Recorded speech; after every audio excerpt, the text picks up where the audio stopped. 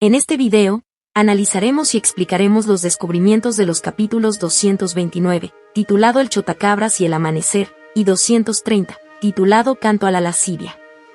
Este contenido incluye detalles importantes de la trama, por lo que se recomienda verlo después de leer la obra original. Tras el accidente provocado al intentar esquivar las palomas que Denji vomitó, Yoru ha quedado gravemente herida. Debido a que se trata de un daño por autolesión, el contrato con los Estados Unidos para transferir la muerte no se activa, y en medio del dolor de sus heridas que no sanan, comienza un diálogo con Asa.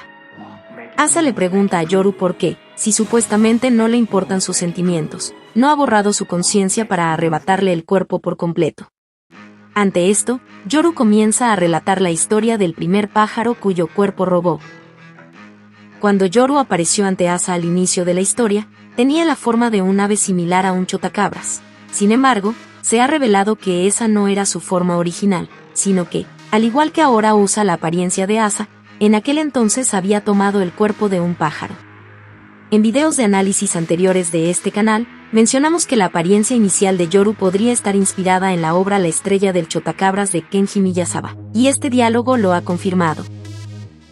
La historia del chotacabras que narra Yoru, al igual que en la obra de Miyazawa, trata sobre un ave que sentía una profunda culpa por devorar insectos para sobrevivir, por lo que podemos dar por hecho que ese es el motivo de inspiración. Yoru desprecia al chotacabras, llamándolo tonto, arrogante y estúpido por sentir culpa de forma arbitraria por el simple hecho de comer para vivir. No obstante, sus palabras también dejan ver que intentó comprender y empatizar con esa culpa, pensando que, si alguien es capaz de compadecerse de otros y cargar con sus pecados, debería ser capaz de crear armas mucho más poderosas. Con Asa ha intentado lo mismo, trató de entender la culpa que ella siente, pero al final no pudo lograrlo y no fue capaz de crear armas fuertes por cuenta propia. Desde la perspectiva de un demonio, las semillas de la culpa que atormentan a Asa o al chotacabras no son más que insignificancias. Mientras observa a las palomas volar, Yoru reflexiona sobre si el chotacabras habría podido volar pensando en cosas más divertidas. En esa voluntad de acercarse al otro, se percibe cierta emoción humana en Yoru, aunque para ella la conciencia del pecado sea solo una herramienta para aumentar el poder de sus armas. Probablemente hay pecados que simplemente no se pueden cargar para siempre.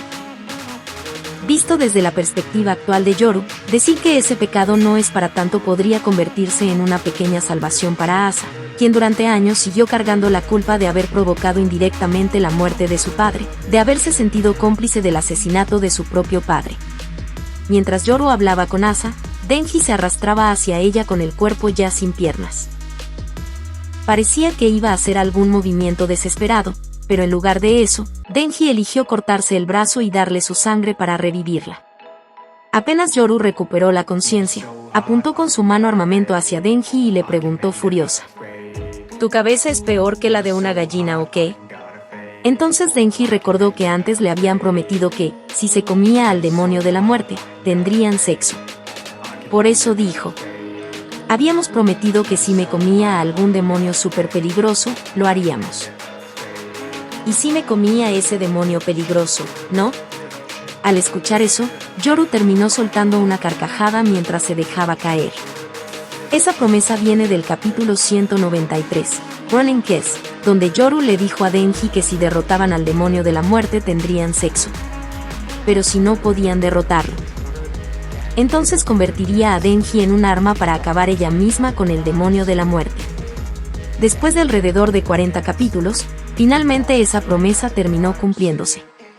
Cuando Denji habla de ese demonio peligroso, obviamente se refiere a que Pochita devoró la muerte y, por eso, el demonio de la muerte desapareció.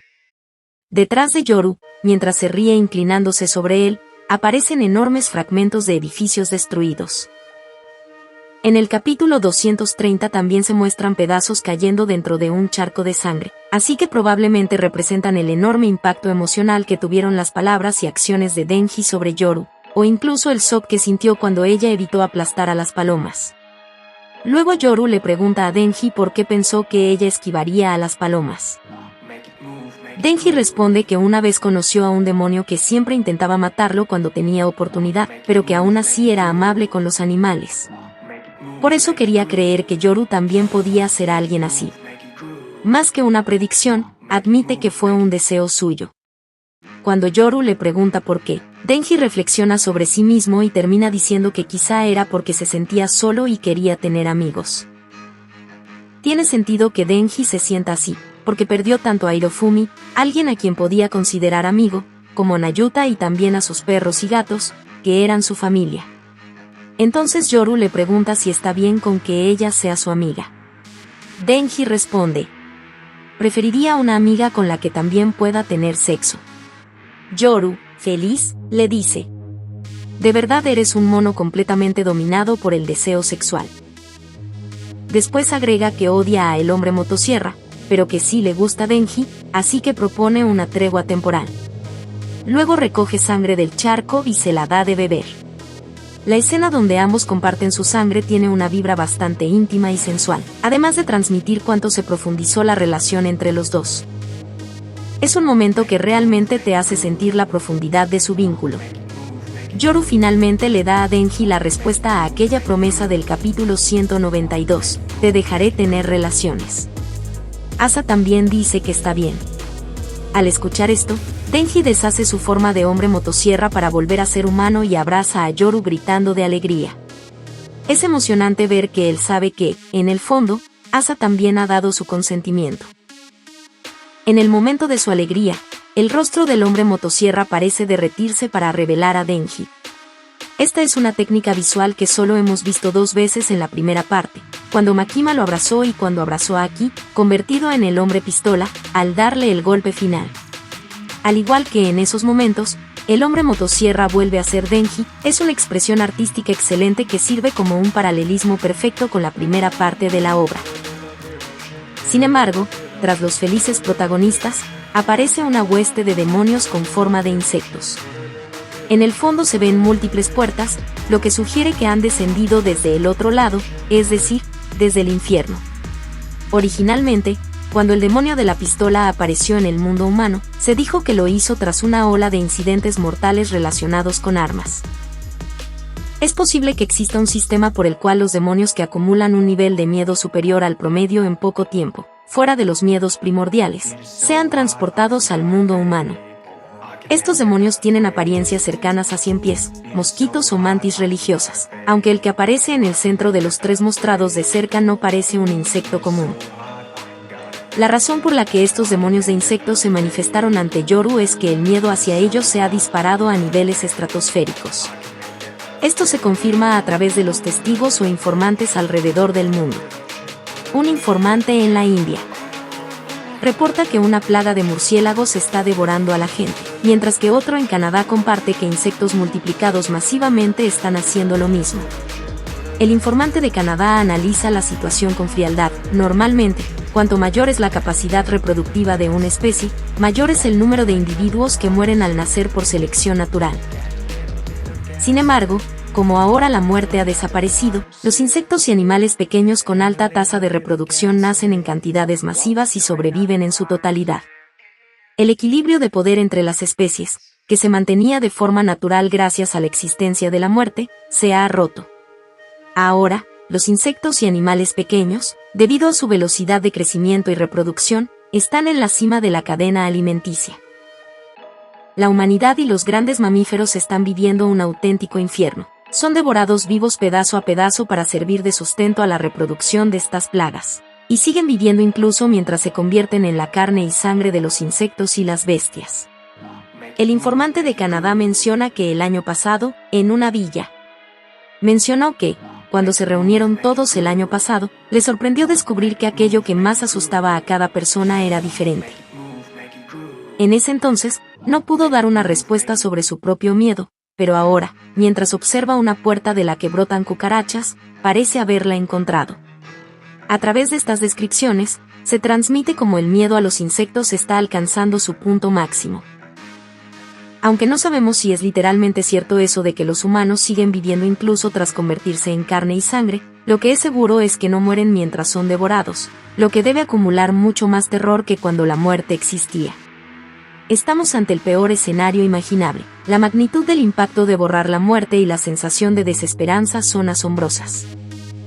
Personalmente, detesto los insectos, así que, si el mundo se volviera así, preferiría que Yoru me convirtiera en arma y desaparecer de una vez. Recordemos que los Fumiko son cazadores de demonios de seguridad pública que, al entrar en contacto con otros, los convierten en copias de Fumiko Mifune, propagándose por todo el mundo y compartiendo información entre sí. Al igual que los muñecos del demonio de las muñecas en la primera parte, estas copias dispersas observan este mundo sin muerte y actúan como narradores que nos explican la situación a los lectores. Incluso siendo la misma Fumiko Mifune, lo que cada una teme cambia según su entorno y las personas con las que interactúa. La Fumiko de Canadá, que no pudo dar una respuesta el año pasado, ahora lo tiene claro. Aquí se revela finalmente por qué el demonio de los saltamontes era tan fuerte cuando luchó contra Yoru y Denji.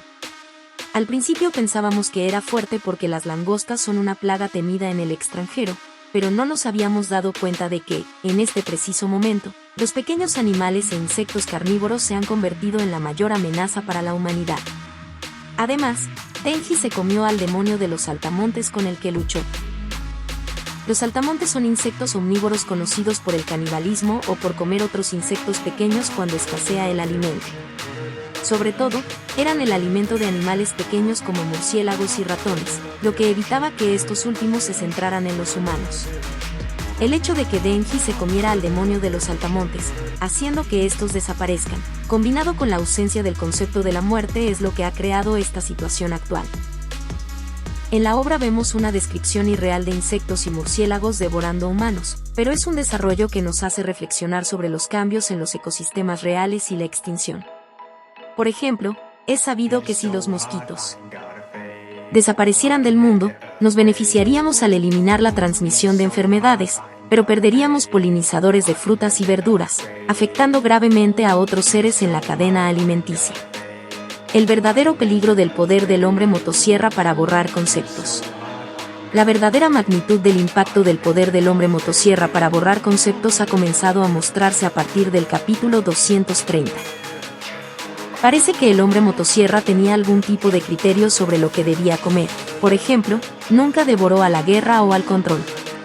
Quizás estaba considerando las combinaciones de conceptos para evitar que ocurriera un desastre como este. Si hablamos de alguien fuerte contra insectos y animales pequeños, ese sería el demonio del control, pero actualmente ella está fuera de escena. Además, como no puedes controlar a nadie a menos que lo consideres inferior a ti, incluso si apareciera ahora, le resultaría difícil dominar la situación. Se piensa que si Denji vomitara a la muerte, todo volvería a la normalidad, pero ahora que ha regresado a su forma humana, ¿cómo lo hará? Yoru, ante la horda de demonios insecto que tienen enfrente, advierte que no tienen suficiente sangre y dice, hay que huir. Pero Denji, en su postura de mono sumergido en el deseo sexual, se niega diciendo que no hay forma de que escape justo ahora que por fin podrá tener relaciones.